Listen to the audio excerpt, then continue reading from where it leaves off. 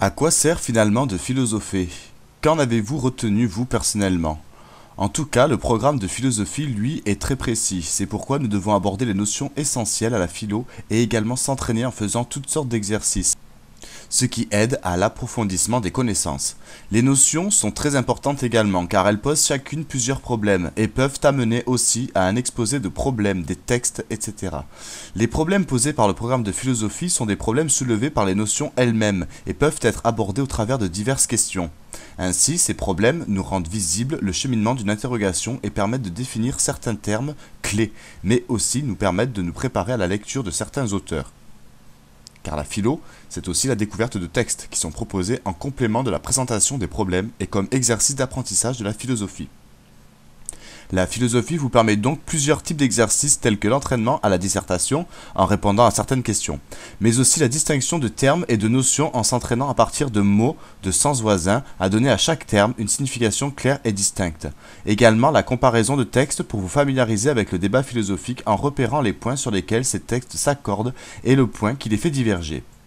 On peut aussi analyser un raisonnement pour repérer les étapes successives d'une démonstration ou d'une réfutation. Et enfin, trouver ou classer des exemples, définir des concepts ou comprendre une métaphore. Tous ces exercices proposés à quelqu'un qui étudie la philosophie sont nécessaires à la dissertation et à l'étude de textes. L'enseignement de la philosophie a en fait pour objectif d'armer la réflexion des élèves sur ces questions d'approfondissement par la compréhension de leur arrière-plan philosophique. La connaissance de certains textes accompagne et illustre toutes les questions. Au fur et à mesure, en étudiant la philo, on peut relier certaines parties du programme avec certaines notions. La connaissance de certains auteurs est également importante pour connaître les principaux philosophes à partir d'extraits de leurs ouvrages, puis aussi la connaissance des termes essentiels en sachant leur définition. Les notions du programme concernent d'abord la condition humaine avec la nature et la culture, la conscience, l'inconscient, le sujet, le langage, le désir, le temps, l'existence et la mort, la technique, l'art et le beau. Elles concernent ensuite le savoir avec la raison et le sensible, l'opinion, la connaissance et la vérité, la logique, la méthode et le raisonnement, les sciences de la nature et les sciences de l'homme, le mythe, la science et la philosophie. Puis enfin, elles concernent l'agir avec la liberté, la morale, le droit et la politique, le devoir et le bonheur, l'histoire, l'État et la société, le travail. Étudier la philosophie, c'est avant tout maîtriser toutes ces notions et être capable d'y réfléchir, mais également de poser certaines questions. Puis surtout de pousser le questionnement beaucoup plus loin. Le programme philosophique propose donc des notions précises sur le sujet, la conscience, la perception, l'inconscient, autrui, le désir, l'existence et le temps. Sur la culture, le langage, l'art, le travail, la technique, la religion, l'histoire. Sur la raison et le réel, théorie et expérience, la démonstration, l'interprétation, le vivant, la matière et l'esprit, la vérité. Sur la politique, la société, la justice et le droit, l'État. Et enfin sur la morale, la liberté, le devoir et le bonheur. La philosophie répond finalement à une certaine nécessité. En effet, elle est une tentative de compréhension de notre monde et de nous-mêmes. Le philosophe est en quelque sorte un pèlerin de la vérité. Philosopher, c'est une discipline réflexive puisqu'elle est une activité de recherche et non pas un savoir. Le philosophe s'interroge parce qu'il sait qu'il ne sait pas et qu'il ne saura probablement même jamais. Alors quel intérêt pour la philo? Quelle utilité pour la philo?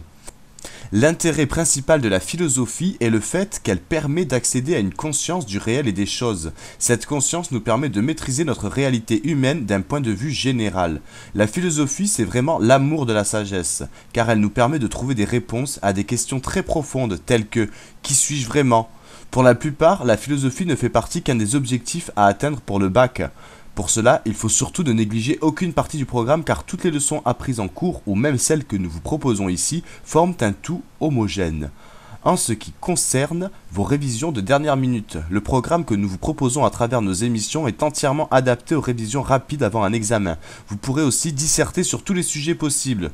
Revenons donc à la question à quoi sert la philosophie. Autrement dit, y a-t-il une place pour la philosophie dans une société telle que la nôtre? Une société qui pense que la science et la technique nous apportent tout. La philosophie est une pensée rationnelle mais pas scientifique. Elle demeure avant tout une activité intellectuelle, donc le but principal est de répondre, ou en tout cas de tenter de répondre à des questions conceptuelles sur le bien ou le mal par exemple.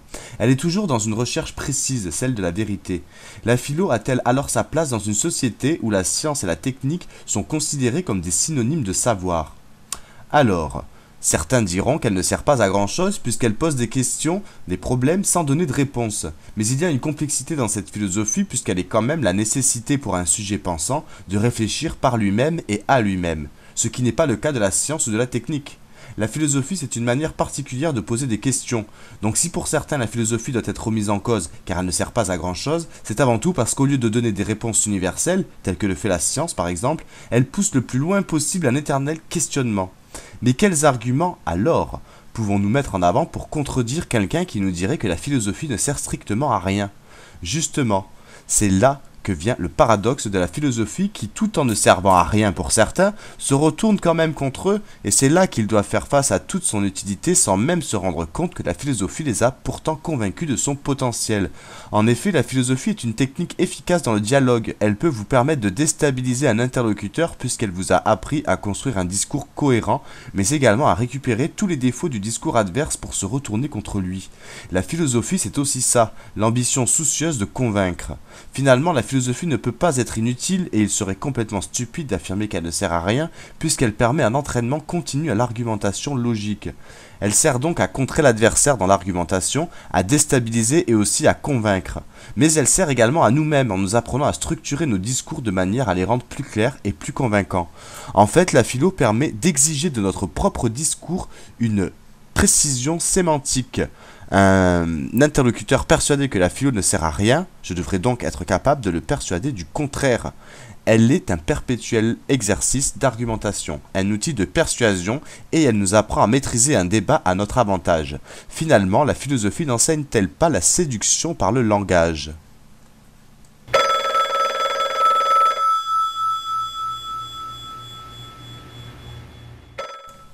Je pense que vous êtes maintenant prêt à répondre à la question: à quoi sert la philosophie? Pour vous proposer quelques pistes et répondre à la question qu'est-ce que la philosophie, nous vous proposons donc 3 textes. C'est une brève introduction aux leçons de l'année scolaire qui prend prétexte de quelques textes écrits par des philosophes et choisis arbitrairement puisqu'il eût été bien sûr possible de choisir d'autres textes ou d'autres auteurs pour essayer de réfléchir à cette question. Qu'est-ce que la philosophie? Premier texte, le banquet de Platon. Quand Aphrodite naquit, les dieux célébrèrent un festin, tous les dieux, y compris Poros, fils de Métis. Le dîner fini, Pénia, voulant profiter de la bonne chère, se présenta pour mendier et se tint près de la porte. Or Poros, enivré de nectar, car il n'y avait pas encore de vin, sortit dans le jardin de Zeus et, alourdi par l'ivresse, il s'endormit. Alors Pénia, poussée par l'indigence, eut l'idée de mettre à profit l'occasion pour avoir un enfant de Poros. Elle se coucha près de lui et conçut l'amour. Aussi l'amour devint-il le compagnon et le serviteur d'Aphrodite, parce qu'il fut engendré au jour de naissance de la déesse, et parce qu'il est naturellement amoureux du beau et qu'Aphrodite est belle. Étant fils de Poros et de Pénia, l'amour en a reçu certains caractères en partage. D'abord, il est toujours pauvre, et loin d'être délicat et beau comme on se l'imagine généralement. Il est dur, sec, sans souliers, sans domicile, sans avoir jamais d'autre lit que la terre, sans couverture. Il dort en plein air, près des portes et dans les rues. Il tient de sa mère, et l'indigence est sa perpétuelle compagne. D'un autre côté, suivant le naturel de son père, il est toujours sur la piste de ce qui est beau et bon. Il est brave, résolu, ardent, excellent chasseur, artisan de ruses toujours nouvelles, amateur de sciences, plein de ressources, passant sa vie à philosopher, habile sorcier, magicien et sophiste. Il n'est par nature ni immortel ni mortel, mais dans la même journée, tantôt il est florissant et plein de vie, tant qu'il est dans l'abondance, tantôt il meurt, puis il renaît grâce au naturel qu'il tient de son père. Ce qu'il acquiert lui échappe sans cesse de sorte qu'il n'est ni jamais dans l'indigence ni dans l'opulence, et qu'il tient de même le milieu entre la science et l'ignorance, et voici pourquoi. Aucun des dieux ne philosophe et ne désire devenir savant, car il l'est. Et, en général, si l'on est savant, on ne philosophe pas. Les ignorants non plus ne philosophent pas, et ne désirent pas devenir savants, car l'ignorance a précisément ceci de fâcheux que n'ayant ni beauté, ni bonté, ni science, on s'en croit suffisamment pourvu. Or, quand on ne croit pas manquer d'une chose, on ne la désire pas. Je demandais, quels sont donc Diotima, ceux qui philosophent, si ce ne sont ni les savants ni les ignorants? Un enfant même, répondit-elle, comprendrait tout de suite que ce sont ceux qui sont entre les deux, et l'amour est de cela. En effet, la science compte parmi les plus belles choses, or l'amour est l'amour des belles choses. Il est donc nécessaire que l'amour soit philosophe, et s'il est philosophe, qu'il tienne le milieu entre le savant et l'ignorant, Et la cause en est dans son origine, car il est fils d'un père savant et plein de ressources, mais d'une mère sans science ni ressources. Voilà mon cher Socrate, quelle est la nature du démon. Ce texte est un extrait du banquet de Platon qui met en scène plusieurs convives qui ont formé le projet de discours à tour de rôle du dieu Eros et de faire les louanges de ce dieu. Le dernier des discours consacrés à Eros est prononcé par Socrate. Après avoir rappelé que Eros n'était pas un dieu mais un demi-dieu, Socrate rapporte le mythe de la naissance d'Eros qu'il a appris de la prêtresse Diotime. Eros, c'est-à-dire ici le désir amoureux, est fils de Poros et de Pénia et il a en conséquence le double caractère de la richesse et de la pauvreté. Nous avons d'ailleurs là la problématique de ce passage. La question implicite est « Qu'en est-il du désir érotique ?» À cela, Platon, par l'intermédiaire de Socrate, répond que le désir est un entre-deux de richesse et de pauvreté, de manque et de possession, et il ajoute que le désir s'apparente alors à la philosophie.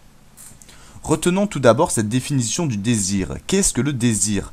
Il est ce mouvement, cette tension, cet élan par lequel un être humain se rapporte à un objet ou un sujet dont il cherche la possession. Mais la possession n'est qu'une facette du désir car celui-ci fait preuve d'une autre facette inévitable qui est le fait de manquer.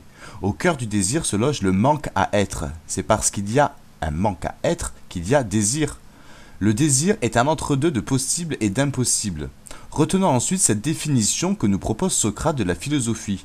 Comme le désir, elle a son lieu dans le métaxu, l'intermédiaire, l'entre-deux, sauf que la philosophie ne se rapporte pas, par exemple, à la beauté de tel ou tel corps pour lequel il y aurait désir, mais qu'elle se rapporte bien sûr à la vérité. Désirer, c'est chercher à avoir ce qu'on n'a pas et qu'on n'aura jamais. Philosopher, c'est chercher à savoir ce qu'on ne sait pas et qu'on ne saura jamais. La philosophie, elle aussi, se situe entre la perception absolue du savoir adéquat et son éloignement absolu, entre la connaissance totale et l'ignorance totale, entre la vérité et la non-vérité. L'éros philosophique se situe entre l'avoir totalement et le manquer totalement. Je cherche la vérité parce que je ne l'ai pas, je sais que je ne l'ai pas, et parce que si j'avais la vérité, alors celle-ci ne ferait pas question, ne se présenterait pas à moi sous forme questionnante. Si je manquais la vérité, le manque serait lui-même manquant et je n'aurais pas le manque de vérité comme question. Désirer, c'est être plein d'un manque, et pour le philosophe, du manque de vérité. Cette situation de l'entre-deux est à signaler dans la culture grecque et notamment dans la mythologie et la tragédie qui pensent l'homme avec le concept de finitude. L'homme alors se situe entre l'animal et les dieux. L'animal est fini, mais il échappe à sa finitude dans la mesure même où il l'ignore. Quant aux dieux, ils échappent aussi à la finitude car ils sont immortels. Seul l'homme est conscient de sa finitude, comme il est conscient du manque de vérité. Dans le texte cité, Platon fait dire à Socrate que les dieux ne philosophent pas. Mais cette situation de l'entre-deux de la philosophie, nous la rencontrons également avec la parole de Socrate « Je sais que je ne sais pas ». On peut d'ailleurs ici rappeler que de nombreux philosophes ont fait de Socrate, 470-399 avant Jésus-Christ, non seulement le commencement de la philosophie, mais aussi et surtout son origine. Cette origine de la philosophie avec Socrate, on peut la situer entre autres dans le questionnement systématisé, dans la dialectisation ou la discussion, dans la place accordée au gnotiseuton, c'est-à-dire au connais-toi toi-même, dans l'argumentation rationalisée, dans l'art de la maïeutique, dans la pratique de l'ironie, dans la recherche de l'essentiel. Mais ici, c'est la parole fondamentale du « je sais que je ne sais pas » qu'il faudra retenir et essayer d'analyser. Il est alors possible d'entendre cette parole comme un envisagement de la vérité. Moins qu'un plat constant objectif, il vaudrait mieux alors penser le « je sais que je ne sais pas » comme un paradoxe actif. Moins qu'une évidence factuelle, ce serait là une invitation à la réflexion. Proposition, eu égard à la vérité, en ce qu'elle se situe dans l'entre-deux de l'ignorance et du savoir. Proposition, eu égard à la vérité, c'est-à-dire par rapport à la vérité, en ce qu'elle se situe dans l'entre-deux de l'ignorance et du savoir. Le risque du « je sais », de la limitation au « je sais » serait alors le dogmatisme borné qui ne se laisse pas interroger. Socrate a dû lutter sa vie durant contre la naïveté, contre le sophisme, contre le dogmatisme religieux et moral d'Athènes qu'il a jugé et même condamné à mort. En ce sens, Socrate nous donne l'idée d'un philosophe ennemi du savoir, à la condition bien entendu qu'on entende par savoir un système clos, paralysant et fermé sur soi. Se satisfaire de ce que l'on sait, se reposer tranquillement dans ses certitudes, c'est bien entendu s'enfermer dans une clôture stérile. Celui qui sait alors, ou plutôt qui croit savoir, ressemble à un ignorant. Le risque du je ne sais pas est lui aussi un enfermement dans l'ignorance. Au sujet de l'ignorance, Platon a écrit qu'elle était toujours double. Ce qui caractérise l'ignorance, c'est l'ignorance de l'ignorance. Et plutôt que de porter sur des objets extérieurs, l'ignorance porte toujours sur elle-même. Le dogmatisme comme l'ignorance ont même visage, celui de la fermeture qui refuse la remise en question. La parole de Socrate ne renvoie pas à l'installation dominatrice et imbue d'elle-même dans un savoir qui serait monstrueusement sûr de sa propre vérité, et qui donc n'aurait plus rien à savoir. Elle ne renvoie pas non plus symétriquement à une profession d'ignorance, ou à une absolutisation du non-savoir. Elle est autre, et entre. Socrate nous dit ici que la position philosophique est ouvrière. La vie de la pensée est d'aller de l'avant au dehors d'elle-même, ce qu'elle ne pourra jamais faire si elle en reste au contentement et au refus de l'inquiétude. On ne peut dépasser et déplacer les limites de son savoir si tout d'abord on refuse de les interroger. Cela veut dire aussi qu'il ne faut pas s'effrayer du moment du ne pas savoir, qui pourrait être ici la rencontre de la négation. Toute négation n'est pas nécessairement négative. Il y a des négations qui sont paralysantes, limitatives et insurmontables, mais il y a des négations qui correspondent à ce que le philosophe Hegel a pu appeler le travail du négatif. Dans ce cas de figure, le négatif n'est plus absolument négatif, mais il ne l'est que relativement, parce que, par certains côtés, il est retournement du négatif en positif, il correspond à une possibilité de progression et de dépassement, il est ouverture dialectisante. C'est parce que je sais que je ne sais pas que je désire tout simplement savoir plus. Sur ce point, il serait possible encore de faire une différence entre le propos de Socrate et celui des sceptiques. Le sceptique affirme qu'il ne sait pas, il affirme qu'il n'y a pas de vérité. Mais ce faisant, il reste bloqué sur cette proposition et il finit par aboutir à une contradiction paralysante. En ce sens, le scepticisme peut devenir un dogmatisme de l'ignorance. Il a pour vérité qu'il n'y a pas de vérité, alors que pour Socrate, il faut toujours et encore chercher la vérité. Le propos du sceptique est absolu, celui de Socrate est paradoxal. Voici le deuxième texte intitulé Question 2 de Heidegger. Platon dit « Il est vraiment tout à fait d'un philosophe ce pathos, s'étonner, car il n'y a pas d'autre départ régissant la philosophie que celui-ci. » L'étonnement est comme pathos, l'arché de la philosophie. Le mot grec arché, c'est dans la plénitude de son sens qu'il nous faut le comprendre. Il nomme ce à partir de quoi quelque chose prend issue. Mais cet à partir de quoi n'est pas, dans l'issue, qui est prise, laissée en arrière. L'arché en vient bien plutôt à ce que dit le verbe archéien, à ce qui ne cesse de dominer. Le pathos de l'étonnement ne se tient pas tout simplement au début de la philosophie, comme par exemple le fait de se laver les mains précède l'intervention chirurgicale. L'étonnement porte et régit d'un bout à l'autre la philosophie. Aristote dit de même. C'est par et à travers l'étonnement que les hommes sont parvenus aussi bien maintenant qu'à l'origine, au départ qui ne cesse de régir l'acte de philosopher. Prétendre que Platon et Aristote se bornaient ici à constater que l'étonnement soit la cause du philosophé serait bien superficiel et ce serait par-dessus tout pensé d'une manière bien étrangère aux Grecs. Si telle était leur opinion, alors il faudrait dire, un beau jour, les hommes se sont étonnés, et cela à propos de l'étang, du fait qu'il est et de ce qu'il est. Stimulés par cet étonnement, ils ont commencé à philosopher. Mais aussitôt que la philosophie se fut mise en marche, l'étonnement en tant qu'impulsion devint superflu. Ainsi disparut-il. Il pouvait disparaître puisqu'il n'était qu'une incitation.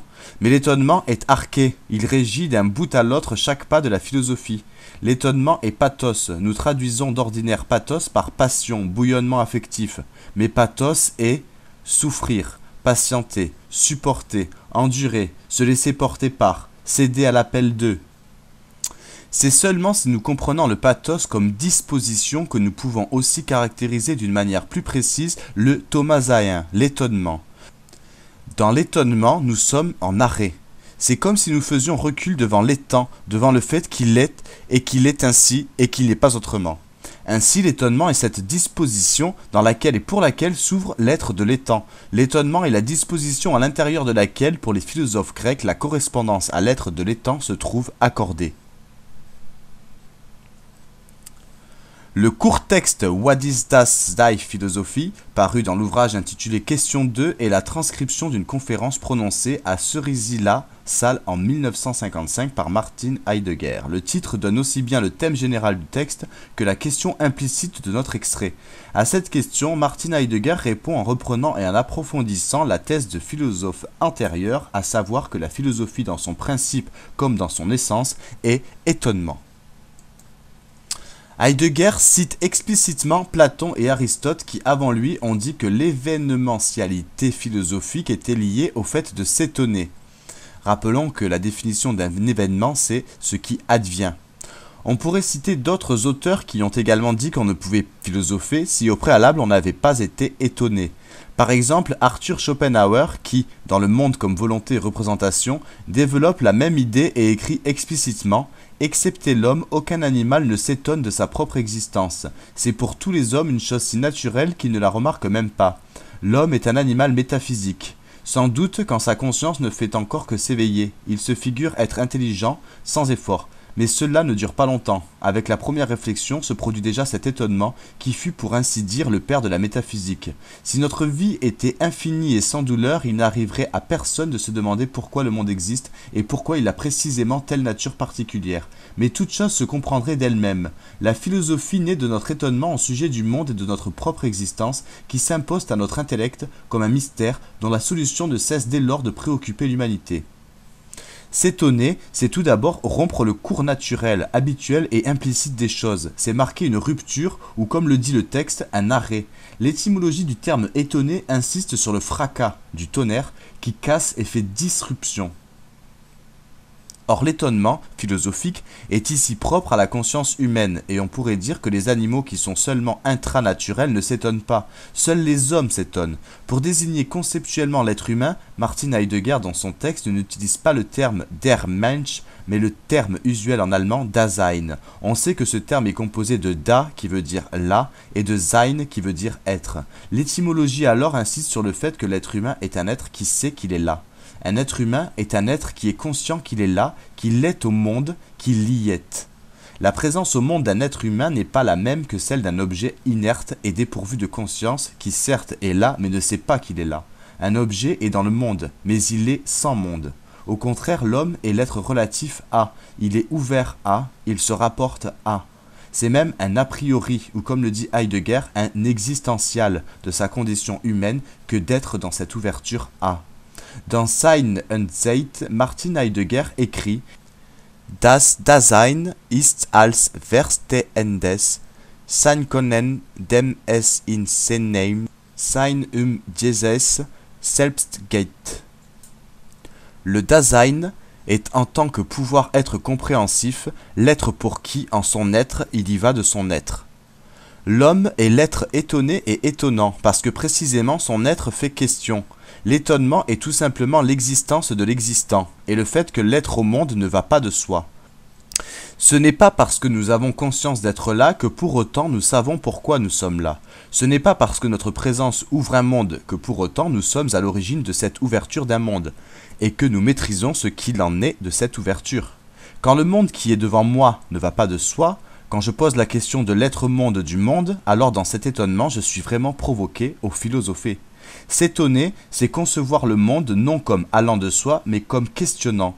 Nous pourrions ici faire remarquer que pour la langue grecque, comme pour les langues européennes, la question se pose par la formule interrogative « Qu'est-ce que ?» qui implique d'emblée le verbe « être ». Pour Martin Heidegger, la question n'est pas dissociable de l'être et fait couple avec l'être. Dans la question, c'est l'être qui est en question. Et à rebours, c'est la question qui est essentielle, ce qui veut dire ici qu'elle porte sur l'être. Heidegger écrit que nous sommes en arrêt devant l'étant, devant le fait qu'il est ainsi et qu'il n'est pas autrement. En somme, il y a fondamental étonnement en raison de la question. Qu'est-ce qui est ? Heidegger nous dit que l'homme se pose la question de savoir pourquoi il y a tel étant plutôt qu'un autre étant. Déjà, Leibniz, dans son livre Principes de la nature et de la grâce, avait posé la question « Pourquoi y a-t-il quelque chose plutôt que rien ?» Il appartient alors à la philosophie de manifester ce Fragwürdig, c'est-à-dire ce qui est le plus digne de question ou encore la question des questions. La brèche pour laquelle s'engouffre l'étonnement est donc l'ouverture au monde, mais plutôt que de parler d'ouverture au monde, il serait plus juste de parler d'entr'ouverture. En effet, si l'ouverture était ouverte totalement à elle-même, l'étonnement cesserait. Mais la situation du Dasein est entre l'existé et le non-existé, entre l'ouverture et la fermeture, entre le sens et le non-sens, entre la vérité et la non-vérité. Dans sa conférence Qu'est-ce que la métaphysique, Martin Heidegger écrit « Du fait que l'homme existe, le philosophe existe ».